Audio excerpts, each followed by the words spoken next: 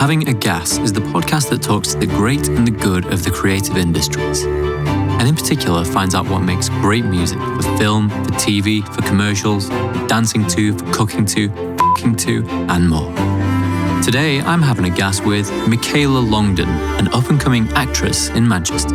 Whilst Michaela's primary experience is as an actress, she recently wrote, produced, and starred in a frighteningly honest short film called Asphyxiate. Hi. Hi, how are you?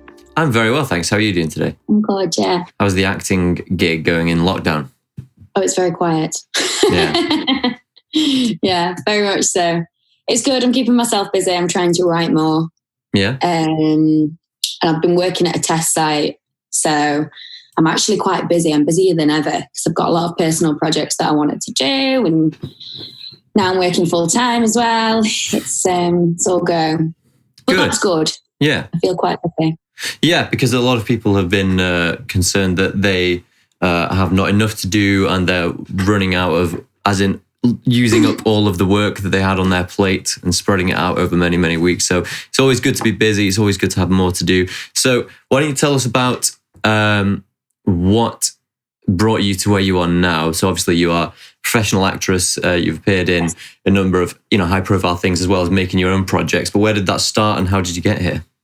It started in a lovely place called Chesterfield, which is just over the peaks. I was raised by my mum on her own.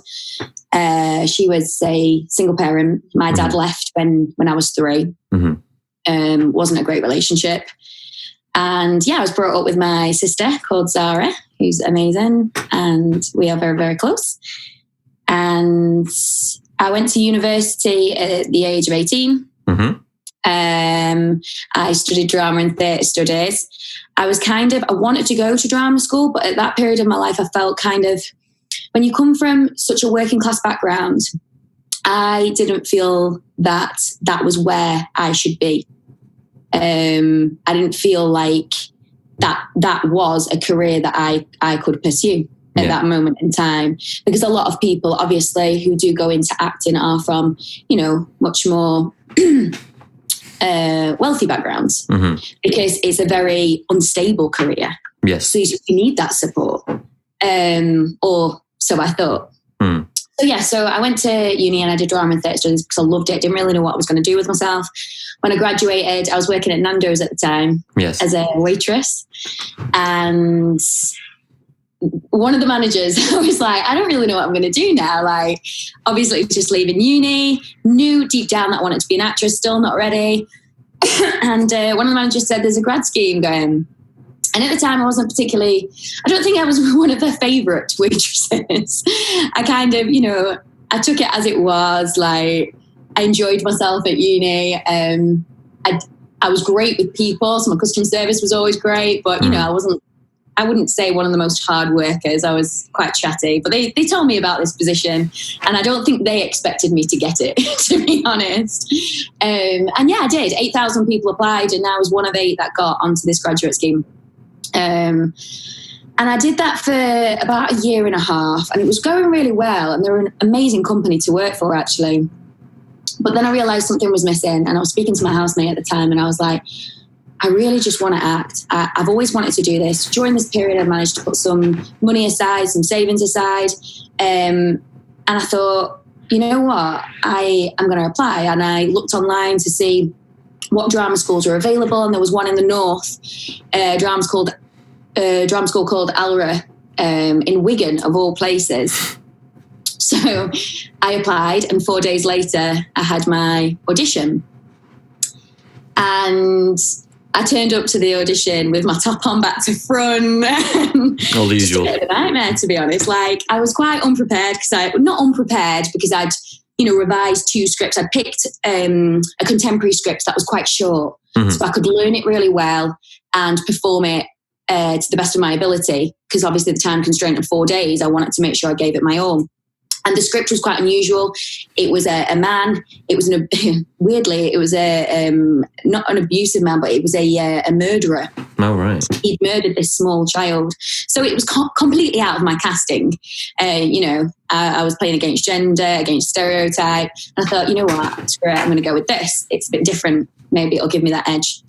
And I went and I did the audition, and when we went for the interview stage, because there's an interview stage, the only question he asked me was, can you afford this? And I said no. And that was the only question he asked me. And I got full scholarship. I was very, very fortunate enough to get full scholarship to go. And so I did. So I went for 15 months. It's a 15-month master's course, really intense. I learned so much during that period about myself, about the business. And I came out and, I was buzzing. I was quite excited. I was thirsty, and I was really lucky. The first job I got, I'd worked with a woman called Liz Postlethwaite. She's a director. I'd worked with her at drama school, and she offered me the chance to audition for a theatre tour that she was doing called Lost Boy Racer at the time. And that was going all the way around Yorkshire. So it was going to Harrogate, Wakefield, Manchester Lowry, and it was following the Tour de France. It was about a guy who cycled the Tour de France in his garage. And I got the part. And with that, I got a better agent, and here I am today. So I've been in the acting industry now 6-7 years. Yeah.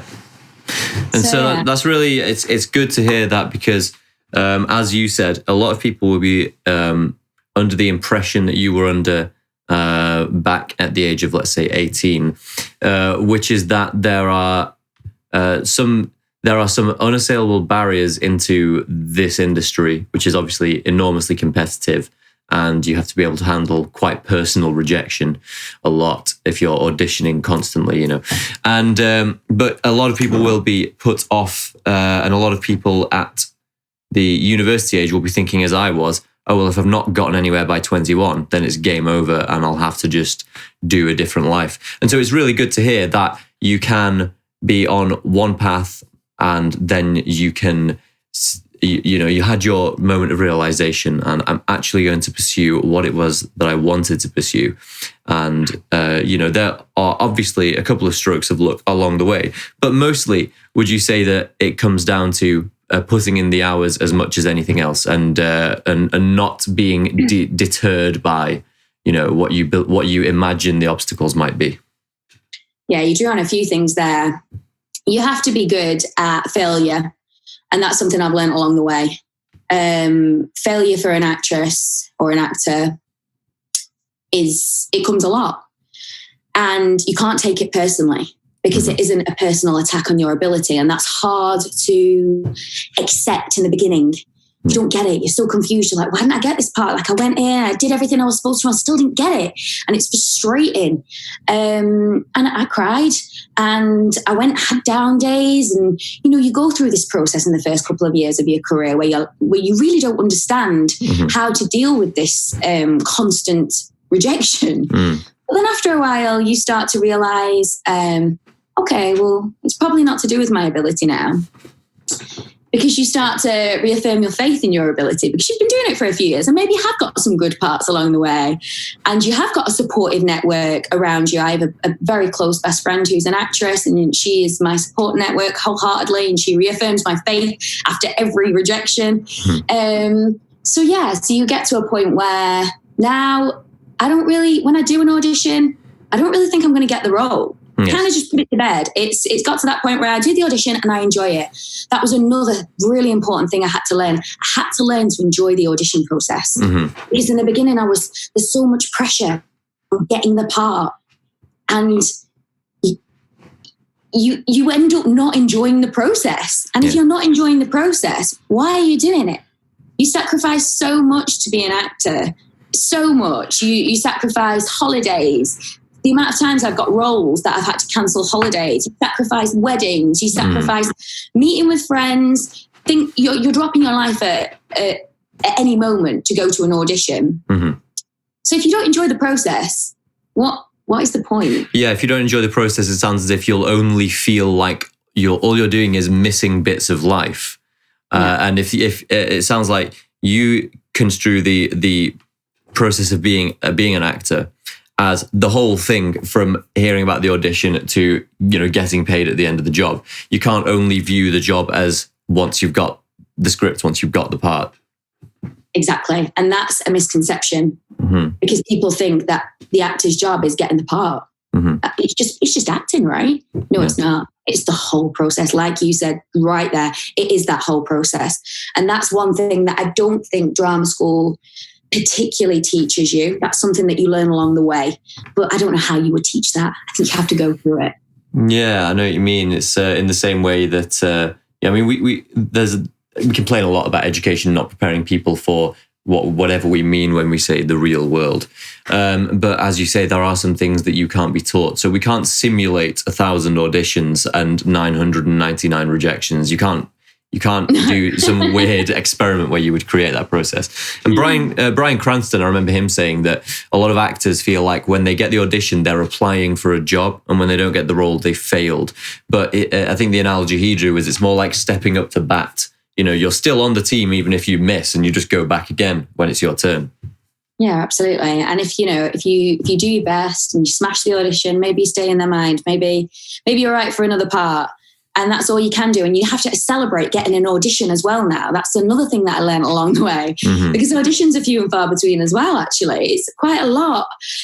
It's a lot of luck to even get invited in, especially when you're a female in your 20s. The competition is steep. Everyone wants to be an actress or an actor. Not saying that it's not the same for males, of course it is, but particularly with women, at drama school, I think we had 4 guys in our class and 11 girls. That just says the ratio of men to women in this field. I heard something when I was in performing arts when I was 17, that plays are written for men but women want to act. It's something like that. Yeah, it's quite frustrating, actually. It's something that's come out very, very recently, that, the acting community is overridden with females, but female stories are kind of put on the back burner, and they play the subject rather than they play the object rather than the subject. And the male plays the object, and he, the world centers around him and his story. That's something that's changing, and I think it's changing quite quickly. We have a lot of role models out there like Jennifer Lawrence who stand up and say women's stories need to be told. Reese Witherspoon is another one. So yeah, hopefully there's a change coming where women's stories will also get told, as well as people of different races. Yeah, of course. There's lots of discussion about those type of issues at the moment, but an interesting one to me is particularly around what happens with, let's say, different age groups. So you were saying there's a lot of competition for women in their 20s, and I don't know quite how to phrase this, but I've always got the sense of, if you ever see a male star breaking through to become because when they become well known, they're often in their mid-30s. It rarely happens before that. And do you feel like that's different for women? It's like, the sort of the 20s are when we're talking about Jennifer Lawrence, right? She was 23 when she got her Oscar, which is, really unprecedented. So I don't know how to quite phrase the question, but it's something like, is there a differential in, distribution of success for men and women as actors and actresses? Again, I kind of think it's changing. Okay. There's this theory that women grow old in a less appealing way than men, which is awful, really. So women are in their prime. They're seen as in their prime when they're in their 20s. They're what people want to watch. They're what people want to see, aspire to. This beautiful girl in her 20s, brilliant. Yeah, let's put her as a lead or put her as the supporting artist. Males, on the other hand, have more gravitas when they're in their 30s. This is quite an archaic concept, I must admit. And I do, again, think it's changing. I'm starting to feel like women in their 30s and in their 40s, you're starting to see them more on Amazon Prime and on Netflix and in feature films. And that's amazing. It's amazing that older women's stories are also being told. And I think that's because of the move towards women being the object now. Because you have more of a story to tell when you're in your 30s. You've got more life experience. Yeah. So I'm hoping there is a move towards that. Obviously, it's another slow movement. There are stereotypes between age, gender, race that we have to kind of fight against continuously within this field. Yeah. So why don't you tell us about some of your, some what you feel like some of your biggest triumphs are so far in your career? Because it's still quite a what you might consider this one day to still be the very early days of your career. You were saying you've been in it for 7 years, and we hope that it's gonna just be an upward trajectory. But so far, what have the highlights been? So the first highlight was working with a group called Dark Rift Films. We did a feature film called The Creature Below. I found it on Casting Call Pro. It's called Mandy at the moment. I auditioned, sent over a self-tape, went over in person, and they hired me for the part, which was amazing. It was a low-budget feature film. It was their first feature film. And everyone's got that one feature film where, they started from. That's mine and that's theirs. And I am really, really proud of it. Some of the CGI is a bit questionable, but but as far as first feature films go, it was a moment for me because my passion is screen acting. Mm-hmm. So to get that under your belt, it was my second feature, but it was the first one where I had a really prominent part. And the team were amazing. It wasn't just the fact that I got the role, it was working with such an incredible production company who are now my friends. The two people involved in that, Stuart Spark and Paul Butler, they're incredible. They're absolutely amazing. Another guy called Cal O'Connell, he is in it as well. And they've become not only people I work with, but people I go to in times of need, friends. I went to Sparky's wedding. I've got to know his wife, who's also an actress, and she's amazing. And for that reason, that was one of the most memorable and exciting projects that I took part in. It also led to another role. They did Book of Monsters. They did another feature film, and they wrote a part specifically for me, which is amazing. Like they liked me that much that they brought me back and they wrote me a role. Yeah. And Book of Monsters did really well. It's circulating to a global level, and it's on Sky Cinema at the moment. It's also on Amazon Prime, so definitely check it out. A little plug there. So that was probably one of my first ones. Book of Monsters is also obviously a very, very successful film at the moment. It's doing quite well for what it was made with. It's for those of you who don't know about it, it's an 80s style horror film, comedy horror, and it kind of doesn't take itself too seriously. Mm-hmm. So you have to watch it with that in mind. Yes. Other things, I suppose, obviously getting your first TV gig, that's an incredible experience. Mine was in Doctors. Yeah. I played a chavvy single mum, which says a lot about my casting type. And how was it getting into that character? How was the sort of the process there? Oh, well, I watched my mum struggle. Yes, there you go. I watched my mum struggle growing up, and I can be a bit fiery at times. So it was quite easy to kind of get into that role.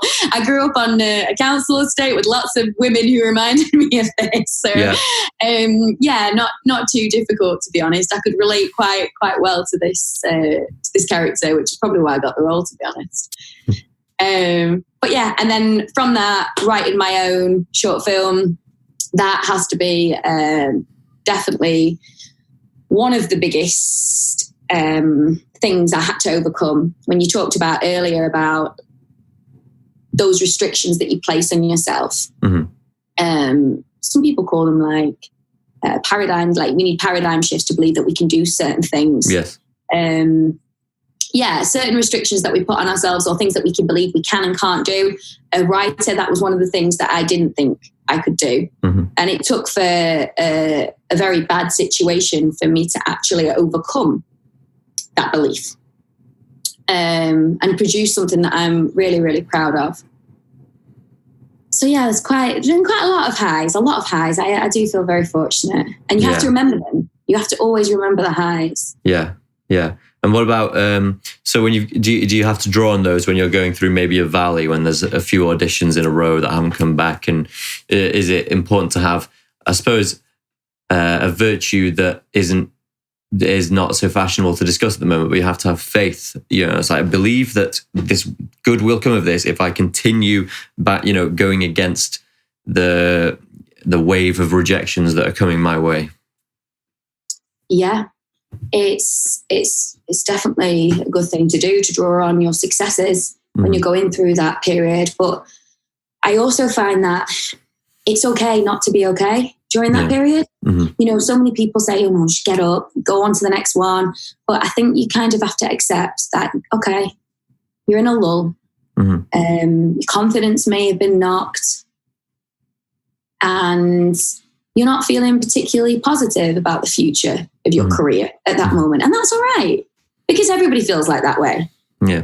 In every career. So that's okay. So accept it, deal with it, look at the positives, draw on those, and try and remain some perspective that, those silly thoughts that crop into your head when you say, oh my God, I'm a rubbish actor. What am I doing? Well, am I a rubbish actor? Did I really get into drama school? Did I really get a scholarship? Did I get into this, that, and the other? Draw on those things and accept the thought, but then use your logic to come out of that. And you find that the more you practice doing that, the easier it gets over time. So whereas I might have lulled for a week, now I lull for maybe an hour. Yes. Yeah, that's good. Reducing that lead time of disappointment. We in my business, we get the same because we don't have to audition, but we have to pitch for jobs. We get it. Emails coming in. We've got a commercial for. We had one last year. We've got an advert for Enterprise Rent-A-Car with Gerard Butler. And, so it's a huge thing. And you're like, here we go, big time. So we fire off 4 compositions, and then you wait for a few days, and then, really sorry, we went with someone else this time. And so if that happens a lot. And I find a weird thing is you learn to appreciate the lows, because you're like, this is all part of the tasting board, the emotional tasting board of life. And when you get when it lands, there's nothing like it when you get that confirmation. So you have to really live for those moments. I'm with you with that. Like every time you have a low period, I'm reading a book at the minute by Mo Gaudat, and he talks about these low periods in life and how if you're at peace, you're ready to fight those low periods and you can go through them. But those are the periods that strengthen us, that make us stronger, that make us who we are. And I think it's really important that you do grow and you develop, and you use those low periods as a learning curve along the way. Yeah. 100%. Yeah. I also think it's what I like is, finding the right balance when you've got, so in my work, it may be the producer, but for you, and it may be the casting director or whoever is calling the shots at the audition, for them to be appropriately honest without being, what would you say, without feeling dismissive. Because me and one of my friends went for an audition when we were 18 for the Stone Roses film, Spike Island. Now, neither of us are or were actors, but it's one of those things, when there's an open call, it goes out to everyone. You're like, yeah, why not? And that was one a few years ago. Do you remember that? I remember that. So many people went in 2013 and was like, I'm going to be the face of Star Wars. And in my view, it was possibly just the most effective marketing exercise by Disney ever, because all of a sudden everyone was talking about Star Wars. But I remember, did you go, by the way? Yes, I did. Of course.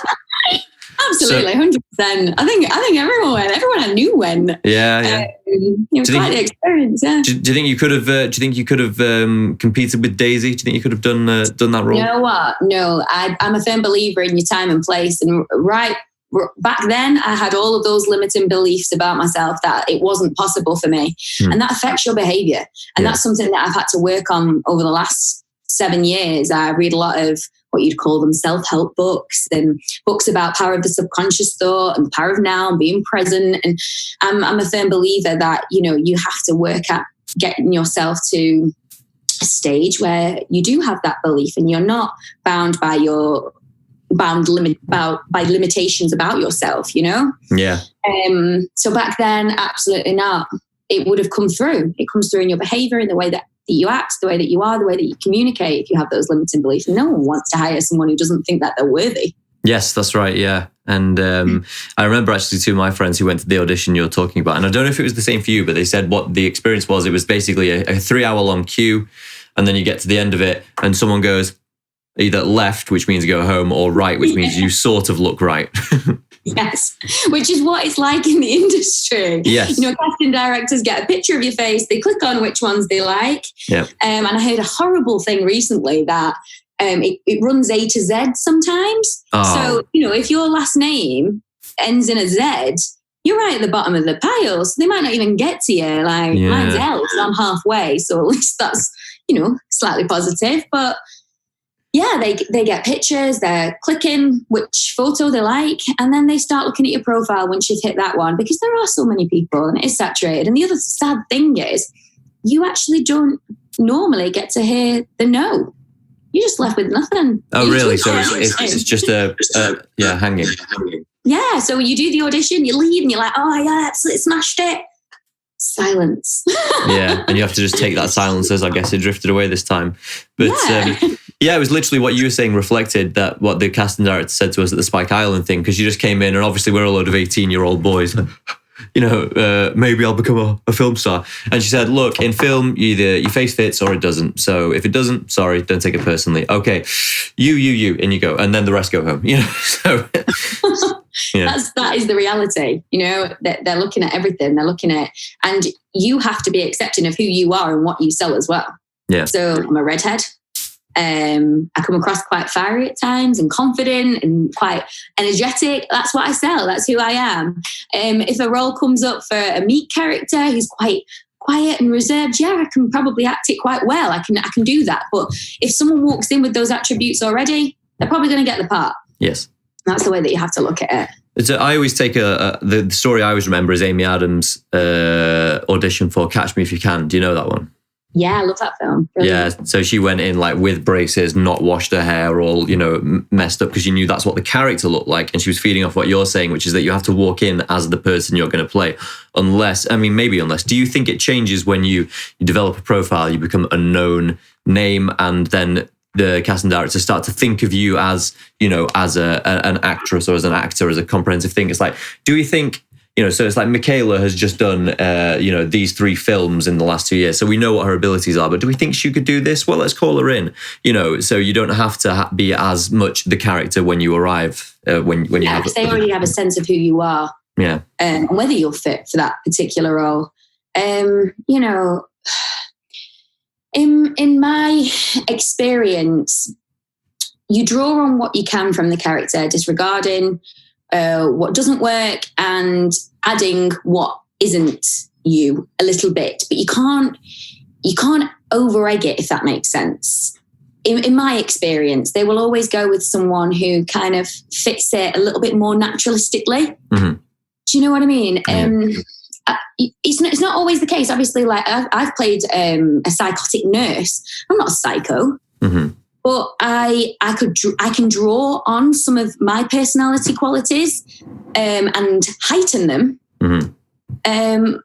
But I can't turn up as a psycho. Do you know what I mean? Yeah. I'm not sure if I'm explaining myself well. It's drawing on what you can from an honest place. That's the important part. It has to be honest. Mm-hmm. Because when it becomes dishonest, people see through it, especially on the camera lens. Yeah. It's very, very obvious to see when someone's just putting on an act. As in the same, when you meet someone in person, you feel like they're putting on an act. You can see it straight away. Yeah. The camera doesn't lie. Yeah. So obviously, when we are playing like bigger roles like that, we do have to draw on certain things in order to play them. Like our imagination, it's key. My imagination is one of the best things that I have. And getting into the mindsets when I'm going for an audition like that, I really have to get in the mindset of someone who is psychotic. I have to read things. You don't believe you're psychotic when you're psychotic.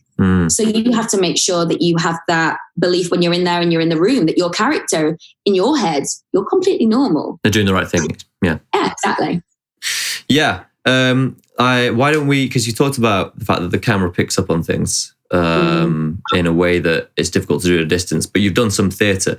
So I remember Bill Nye said, when I saw him speak, he said, I'm not one of those actors who believes that theatre's the real thing.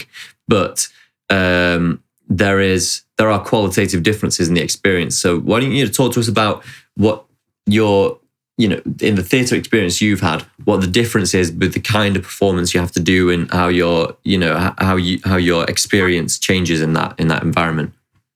Yeah, there are some people that say that theatre acting and screen acting is the same thing. I completely disagree. Yeah. Massively. The theatre, you're talking to an auditorium of hundreds of people. Mm-hmm. The camera, it's like you're talking to one person and they're really in your face. Mm-hmm. So that's got to change the way that you approach this. Theatre is live. That's obviously the biggest difference. And you have to remember, when you get a part on camera, you can retake. Don't worry too much. Take that pressure off. You can retake. It can go again. If it's low budget, you're limited with that by all means. So don't take that for granted. But, theatre is live and mistakes happen and you will forget your lines. And I forgot my lines in drama school. I remember I was playing Squealer in Animal Farm. And I'd got a bit cocky with the role, actually. This was like our 8th show. We were doing a tour around the Northwest. And, you're just a bit like, oh, yeah, I can play it around a bit now and I can do whatever I want kind of thing. Got a little bit cocky. And all of a sudden the lines just went. They went mid-speech, and Squealer has these really long speeches. And, it was a full auditorium. And I was looking at the guys, in my drama school, my other characters, these other animals looking at me. And I just started snorting. That's the only thing in my head that I could think to do. I was like, just snort, Michaela, just snort. Someone will get it. And I looked at one of the girls in my class and I just snorted at her. My eyes said everything. And she picked up the line and we went back in it. But after that, I was really scared. So it affected the rest of my performance because there was a fear there. But weirdly, the people who watched that performance and the reviewer said it was the reviewer loved it. They thought that I'd put in these strange squeals and snorts randomly, which obviously wasn't the case. I'd forgot my lines. And other people who'd watched me several times said it was the most interesting performance and the best performance that you'd done. Probably because there was a lot of realness to it. Yeah. That bubbling under the surface. So the live aspect, you have to get to grips with the fact, you might mess up and that's okay. It's how you deal with that situation. And things might go wrong. When we toured Lost Boy Racer, he was cycling and the pedal came off. So we improvised for a while until we fixed it. And the guy was supposed to be a mechanic in it. And so he was supposed to be good at fixing things, and he was really struggling. So obviously I was making reference. I thought he was supposed to be good at that. And the whole audience was laughing. And those moments are amazing in theatre because they're real. So I suppose being ready for the fact that it's live and speaking to a wider audience, a bigger audience, it affects the way that you use your voice, the way that you use your body. And you need to be aware of that when you're in theatre. But there still needs to be truth. You still need to play the truth and be honest. But potentially a little bit bigger because your audience is further away. Yeah. Whereas with screen, obviously they're closer. And would you not recommend to people looking at screen acting as acting with a safety net? You should still be imagining that you have the constraints of theatre when you're screen acting, which is that you can't go again if it goes wrong. You have to imagine every take's going to be the take. Or does it change like that? I wouldn't. That's not the advice I would give, to be honest. Yeah. Because that makes people nervous. And when we're nervous, we have tensions in our face. So our eyebrows go a bit funny. We start biting our mouths and the jaw gets locked. And we want to remove those. And it's not the reality. The reality is in screen, we can retake. So if you say to someone, I teach acting for screen as well. So if I say to my kids, we can go again. Don't worry. Just take that pressure off. You can guarantee they won't mess up. If I tell them you got one take, they'll mess up. Yeah. It's the brain. Yeah. The subconscious thought is, oh my God, this can't go wrong. And then that's all you think about. You just think about it not going wrong. You don't get into the role. You don't activate your imagination. And all of a sudden, wait, it's gone wrong. Yeah, it's a fair point actually. So by comparison, when we have a vocal take in the studio here, what I sometimes do is I say, okay, let's go for a rehearsal take. Just feel it out and then hit record. So they don't know they're recording. They often do their best take that way. Oh, absolutely. 100%. Yeah. And it goes for the same when I'm doing self-tapes. I'll always film a rehearsal with my friend. Mm-hmm. A lot of the time, I'll nail it. Yeah. So that's really interesting, that the way of approaching something as if it's really happening. What's the best way of phrasing it? If you say this is the real thing, then all of a sudden it becomes not the real thing, because that, overtakes your nervous system almost. It'd be like saying, don't think about a white elephant straight away. That's what you're doing. What you're thinking about, 100%. And you need to take that pressure off, because the reality is you can go again. And it's not best practice to practice going again. I pride myself on my ability to not need many takes. And that's something that I've learned because I've worked in low budget films. You don't have the time. Time is money. So, a lot of the time I'd be working with Dark Rift and Sparky would go, brilliant, we got it. And I'd be like, what? That was the first take. Like, let me go again. I can do better. And you'd be like, no, Kayla, it's brilliant. Let's go. That's the one. And you stood there thinking, oh my God, like, what if it's really rubbish? But then you have to have faith in the director. Sparky's an amazing director. He would tell me. He knows whether it was good enough. I put my faith in him. I watch it and I go, oh, actually, that was really good. And it's the same with self-tapes. Sometimes when I first started doing self-tapes, I'd do like 50 self-tapes for one audition. Now I do 3 because I've probably got it in the first 3. And when I did 50, I picked probably the second one anyway. Like, what is the point? But you have the same selection bias as you do when things run from A to Z. You're going to look at the top 3 and that's where you're going to make your decision. Yeah, absolutely. So you're doing this project that obviously we've been involved with at the moment, and you talked about it, I think, earlier, which is Asphyxiate. And why don't you first tell us what that is, for those who don't know, but then also tell us why it was such an obstacle to overcome, because you did say, I believe, I didn't think I could do this, and this was a paradigm shift. Is that right? Yeah, absolutely. So Asphyxiate is a short film which centers around emotional abuse, gaslighting, narcissistic behavior, whatever you want to call it. And it came from a series of writing that I did after going through that experience. So I came out of a very toxic relationship. And at the time I struggled with anxiety, insomnia, various things that made me question what had really happened. I knew that there was elements of physical abuse in the relationship, and I knew the person didn't treat me the way that they should have. But I don't think I fully understood the extent of what had happened, because it was the physical stuff that made me leave. It was never the emotional stuff. And so I started writing. I didn't really know how to handle things at the time.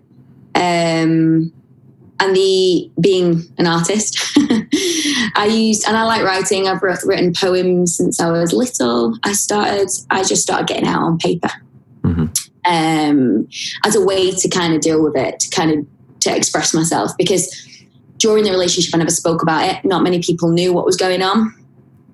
And after the relationship, I was so embarrassed and so ashamed that I'd let something like that happen to me. Writing became my way of my forum, my arena for expressing how I really felt. Even some of my best friend said to me the other day, she was playing the role of someone who'd been abused, and she said to me, Michaela, I'm really struggling with the vulnerability because the only thing I ever saw from you was strength. Because obviously I imagine that's the only thing I wanted to show, because you are filled with such shame. It's the only way I can put it. You feel very ashamed. So I started writing. I wrote a lot, hell of a lot. And this went on for about 10 months.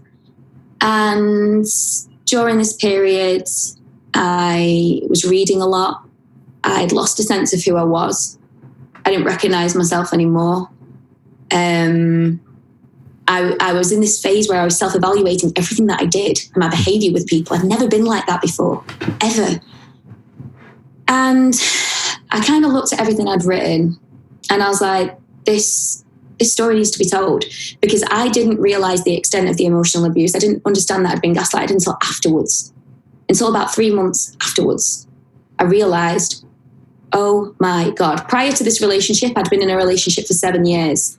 Okay, so I'd come out of that one not long after, in a very vulnerable state, got pulled into this other relationship. which flew, and it was really heavy and it was really intense to begin with. And I didn't want it, but I let it happen. And coming to terms with that and understanding what had happened and why it happened was hard.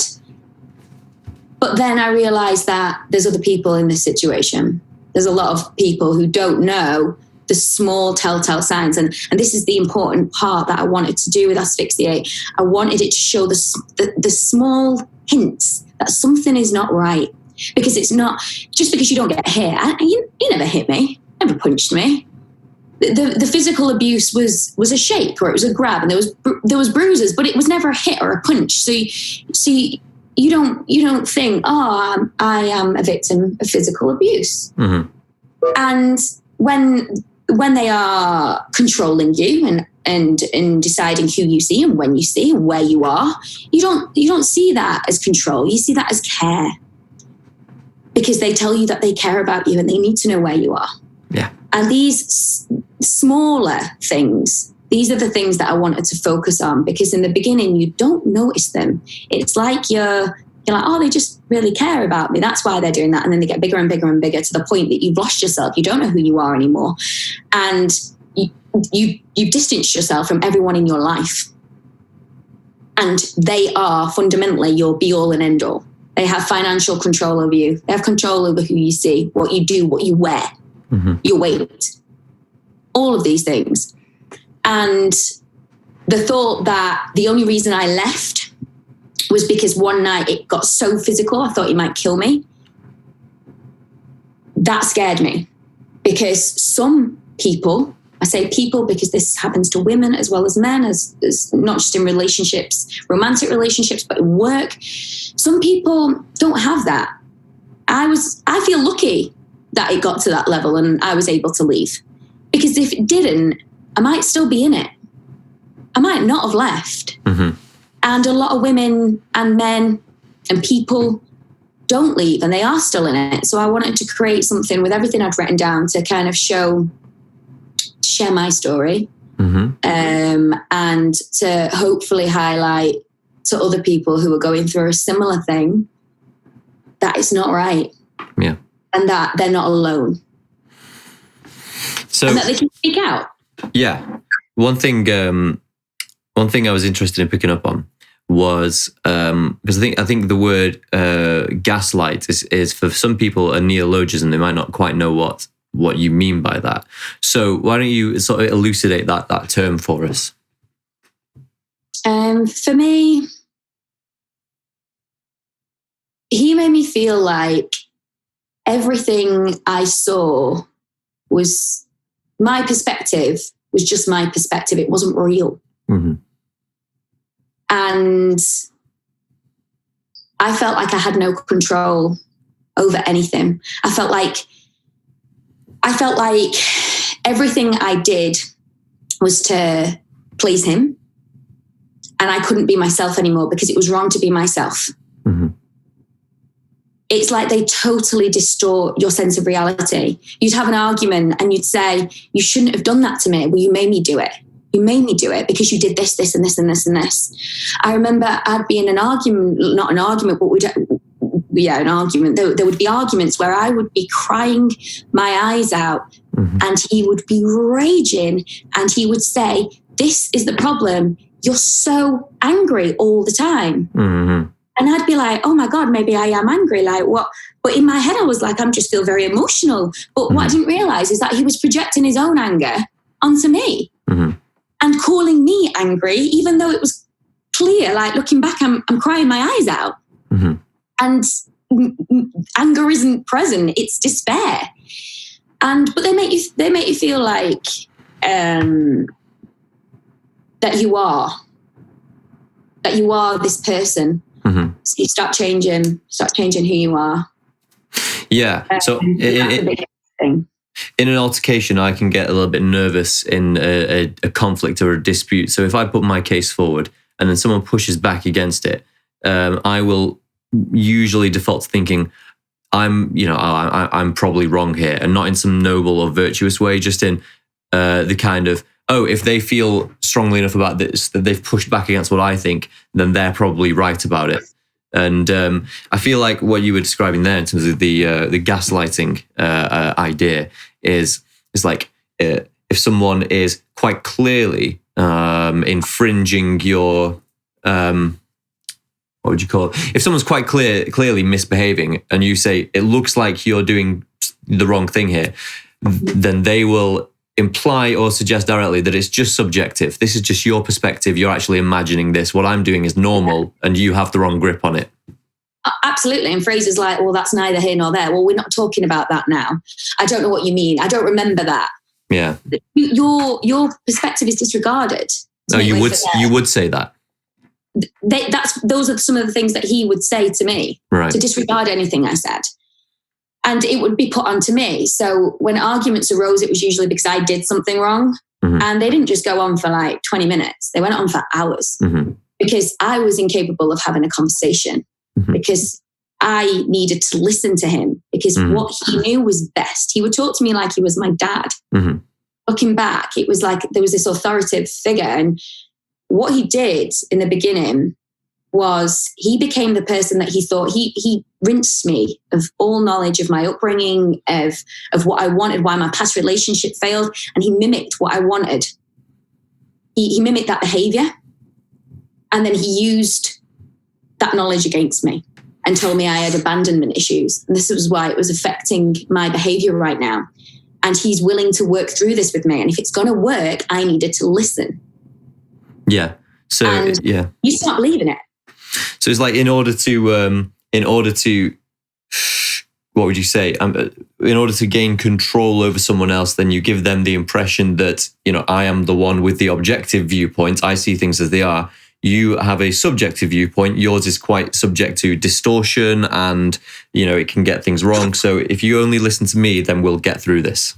Distortion is a key word there. Right. I felt it was completely, my views were completely distorted all the way through the relationship. And it's weird because you feel like a tug.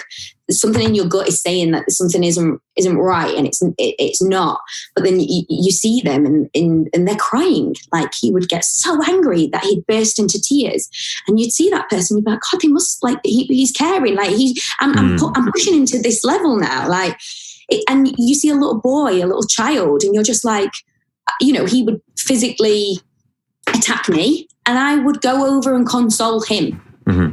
And there was never any recognition of what he'd done either. Like he would never accept that he'd done something wrong. He wouldn't even bring it up sometimes. It was weird.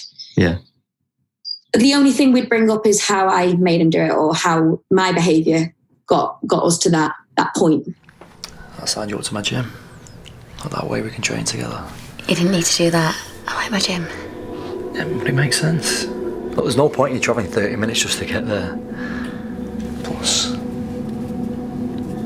I can help you reach your goals. Trust me, I know best.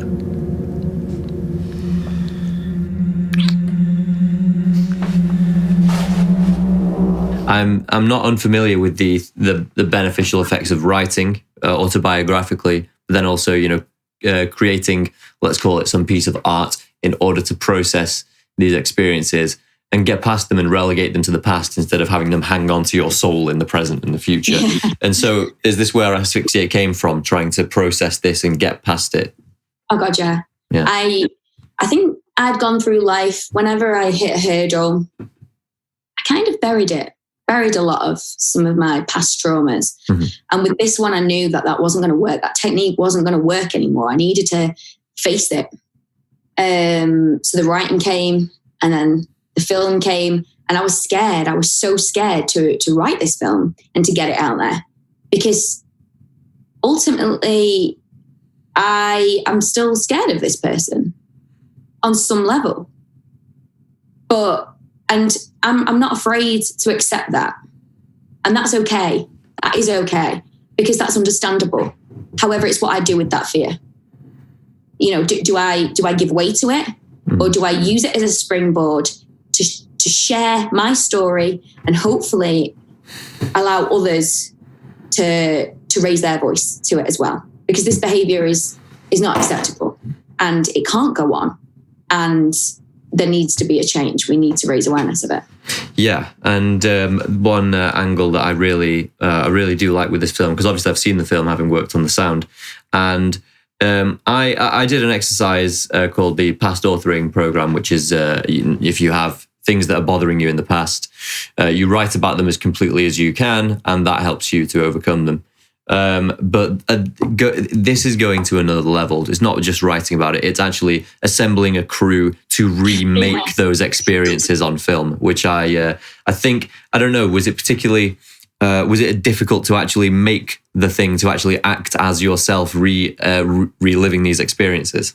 Absolutely. Yeah, it was the hardest thing I ever had to do. So when I wrote Asphyxiate, I never intended myself to play the part that I played of me, I suppose. Yeah. Because I thought it would be too difficult. But then I realised, well, who am I if I can't even play the role? Like, this is my story. Who am I to say that this happened to me and to raise my voice, but then to give it to someone else? Mm-hmm. It just felt like it would be a cheating way out. And potentially, maybe it was part of my process of healing as well. Like, okay, let's face it head on, and go through it again, I guess, because that's what it felt like when I was filming it.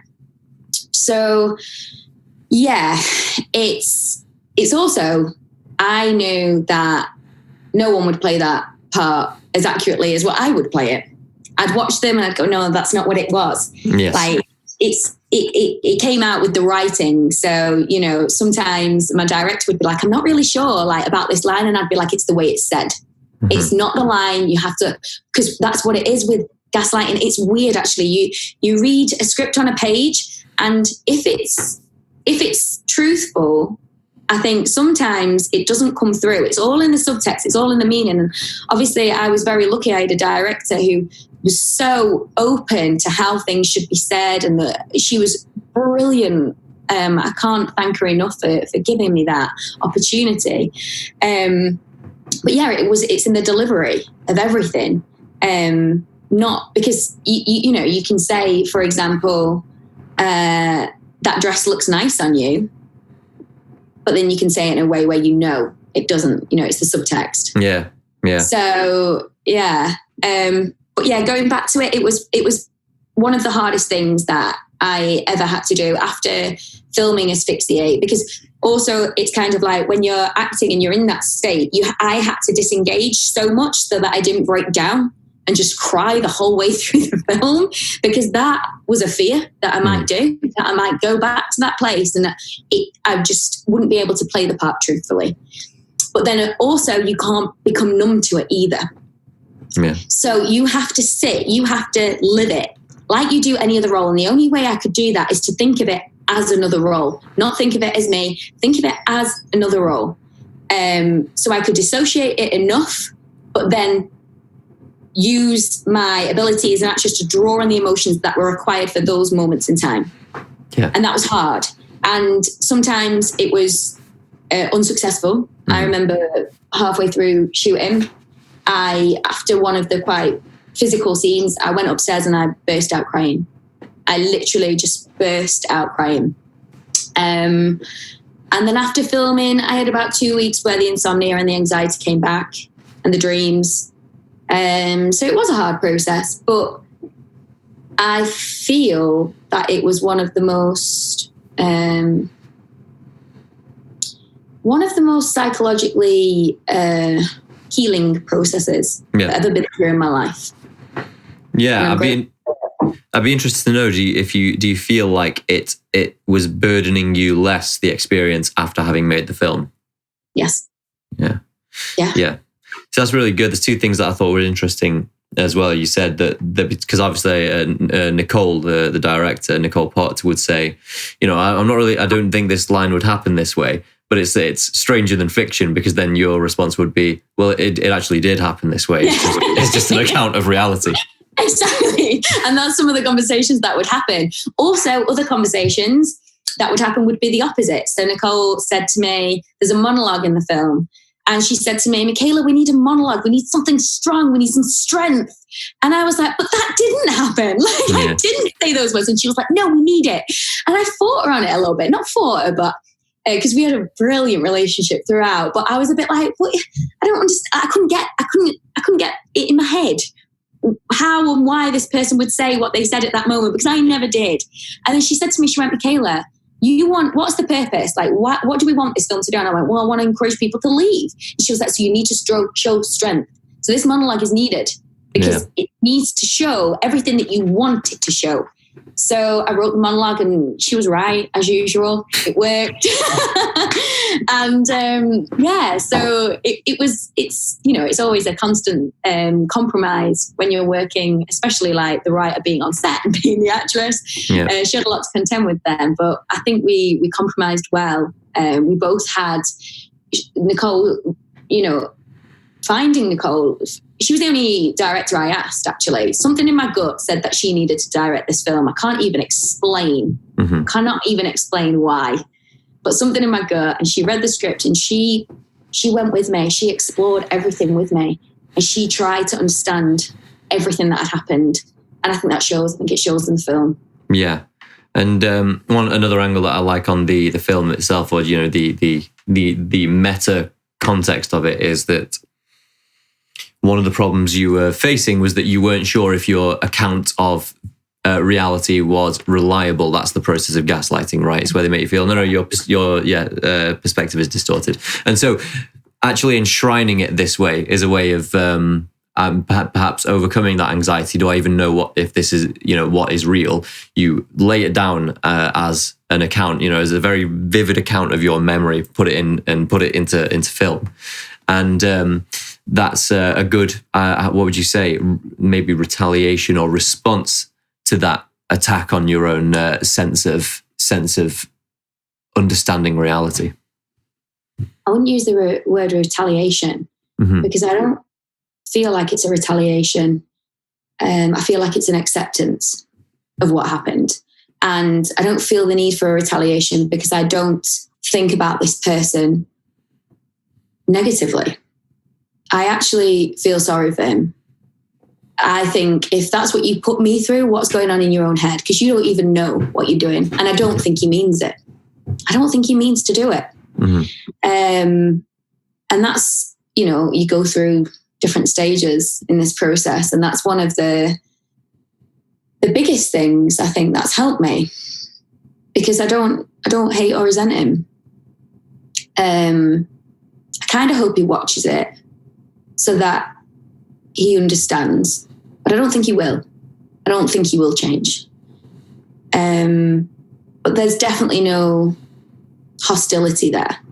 This is more of an acceptance film, an acceptance of what happened, and a moving forward and a moving on and a highlighting film.